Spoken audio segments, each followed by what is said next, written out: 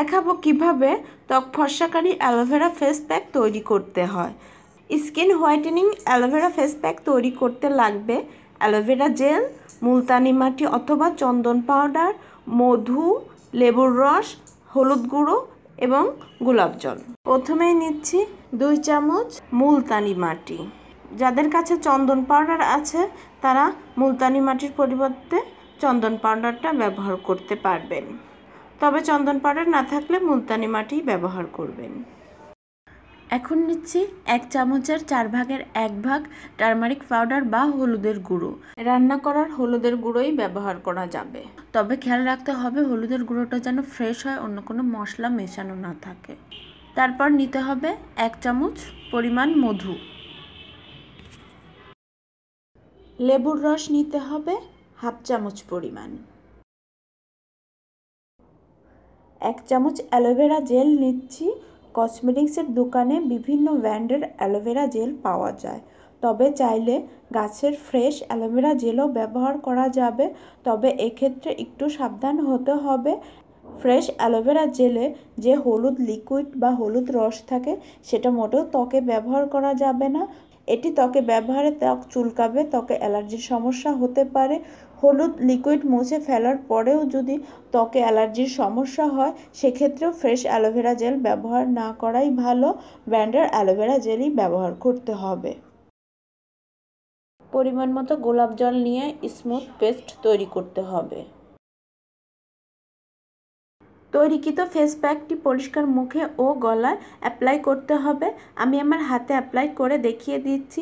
এই face pack ব্যবহারে ত্বক ব্রাইট হবে, কারণ এতে আছে অ্যালোভেরা জেল। অ্যালোভেরা জেলে রয়েছে antioxidant including beta carotene, vitamin C এবং ভিটামিন ই, যেটা অ্যালোভেরা জেলের নারিশিং এবং anti aging quality. So aloe vera ত্বক ময়শ্চারাইজ করে, ত্বকের রোদে পোড়া দাগ দূর করে ত্বক উজ্জ্বল করে। এতে বিদ্যমান মুলতানি মাটি ত্বকের ব্ল্যাকহেড, দাগছোপ, ব্রণের দাগ দূর করতে সাহায্য করে, সাথে এটা ডিপ ক্লিনজার হিসাবে কাজ করে। এতে বিদ্যমান গোলাপ জলে রয়েছে অ্যান্টি ইনফ্ল্যামেটরি প্রপার্টিজ, যেটা ত্বকে চুলকানির ফলে সৃষ্ট লালচে ভাব দূর করে, লোমকূপ পরিষ্কার করে, ত্বক ময়শ্চারাইজ করে, ত্বকের এইচপি ব্যালেন্স মেইনটেইন করে, ত্বকের অতিরিক্ত তৈলাক্ত ভাব দূর করে। লেমন জুসে রয়েছে ভিটামিন সি এবং সাইট্রিক অ্যাসিড, যেটা ত্বক ফর্সা ও উজ্জ্বল করতে সাহায্য করে, সাথে ত্বকের বয়সের দাগ এবং কালো দাগছোপ কমায়।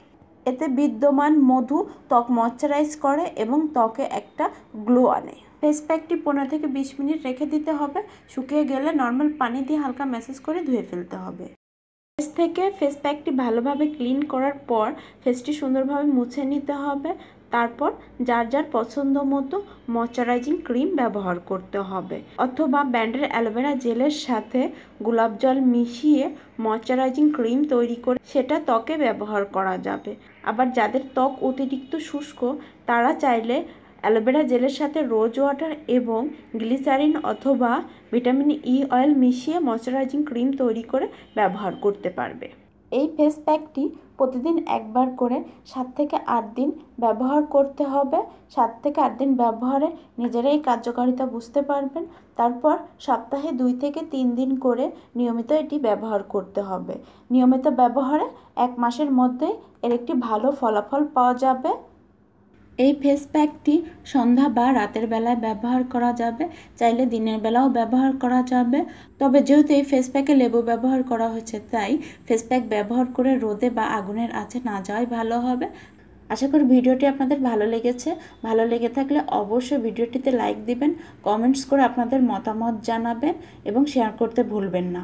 আর আমার চ্যানেলটি এখনও যারা সাবস্ক্রাইব করেননি তারা প্লিজ আমার চ্যানেলটি সাবস্ক্রাইব করতে মোটেও ভুলবেন না।